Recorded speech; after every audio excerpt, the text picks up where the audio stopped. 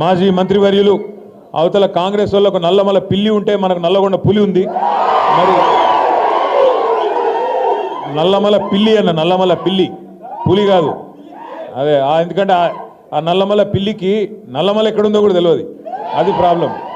పెద్దలు మాజీ మంత్రివర్యులు గౌరవనీయులు మన బాల్కొండ శాసనసభ్యులు అన్న ప్రశాంత్ రెడ్డి గారు, గౌరవనీయులు సోదరులు తుంగతుర్తి మాజీ శాసనసభ్యులు గ్యాదరి కిషోర్ కుమార్ గారు, సూర్యాపేట జిల్లా బీఆర్ఎస్ పార్టీ అధ్యక్షులు గౌరవనీయులు మాజీ రాజ్యసభ సభ్యులు బడుగుల లింగయ్య యాదవ్ గారు, గౌరవనీయులు శాసన మండలి సభ్యులు కవి గాయకులు అన్న దేశపతి శ్రీనివాస్ గారు, గౌరవనీయులు మరి మన పార్టీ కష్టాలలో ఉండి ఓటమిలో ఉంటే ఇంకా 9 సంవత్సరాల తన పోలీస్ ఉద్యోగాన్ని పోలీస్ సర్వీస్ను కూడా వదులుకొని ప్రజాసేవ చేస్తున్న గౌరవనీయులైన పెద్దలు అన్న ఆర్ఎస్ ప్రవీణ్ కుమార్ గారు, జరలేష్ కనవాడు,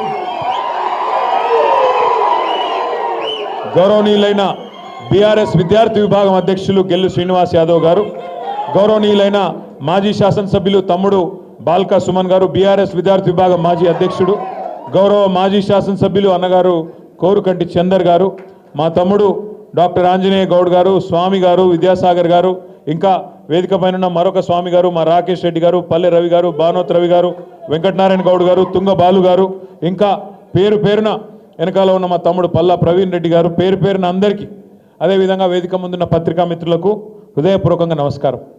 ఆలస్యంగా రావడానికి 2 కారణాలు. ఒకటి, మేము కామారెడ్డి జిల్లా ఎల్లారెడ్డి నియోజకవర్గానికి పోయినాం. మేము అందరం కలిసి, నేను, ప్రవీణ్ అన్న, మా ప్రశాంత్ అన్న, దేశపతి సీనన్న. 14 ఏప్రిల్ నాడు డాక్టర్ బాబాసాహెబ్ అంబేద్కర్ జయంతి నాడు మన ఒక దళిత నాయకుడు, అక్కడ మాజీ మండల ప్రజా పరిషత్ అధ్యక్షుడు ముదాం సాయిలు అనే ఒక సోదరుణ్ణి దారుణంగా అవమానించి ఆ రోజు అక్కడ ఫ్లెక్సీలు కట్టి అంబేద్కర్ గారి జయంతిని ఘనంగా చేస్తుంటే ఓర్వలేని కాంగ్రెస్ నాయకులు ఆ రోజు పోలీసులతో ఆయన బట్టలు ఇప్పించి అంబేద్కర్ విగ్రహం ముంగట్నే బరబర గుంజుకపోయి అవమానం చేయడం జరిగింది. ఇవాళ ఎక్కడైతే సాయుల్ గారికి అవమానం చేసినారో అక్కడే మేమందరం పోయి వారికి సన్మానం చేసి మొత్తం ఆ లింగంపేట పట్టణం మొత్తం నియోజకవర్గం అందరి ముందు ఆయన గౌరవాన్ని పెంచే విధంగా అక్కడే సన్మానం చేయడమే కాకుండా కాంగ్రెస్ పార్టీ గూండాలకు, ముఖ్యంగా పోలీసులకు కూడా ఒక గట్టి మాట చెప్పడమే కాకుండా ఆయన ఇంటికి పోయి భోజనం చేసి తిరిగి ప్రయాణం అయినాం. వస్తూ ఉంటే విపరీతమైన వర్షం ఆడికెళ్ళి దాకా విపరీతమైన ట్రాఫిక్, దానివల్లనే ఆలస్యమైంది. మీకు కలిగిన ఇబ్బందికి అసౌకర్యానికి మన్నించాలని కోరుతా ఉన్నాం. రాష్ట్రంలోని పరిస్థితులు, తాజా రాజకీయాలు ఇవన్నీ నాకంటే బాగా మీకే తెలుసు. ఎందుకంటే విద్యార్థులుగా ప్రతినిత్యం క్రియాశీలంగా 10 మందితో మాట్లాడే సోదరులుగా మీకు అన్ని విషయాల పట్ల కూడా సంపూర్ణమైన అవగాహన ఉంది.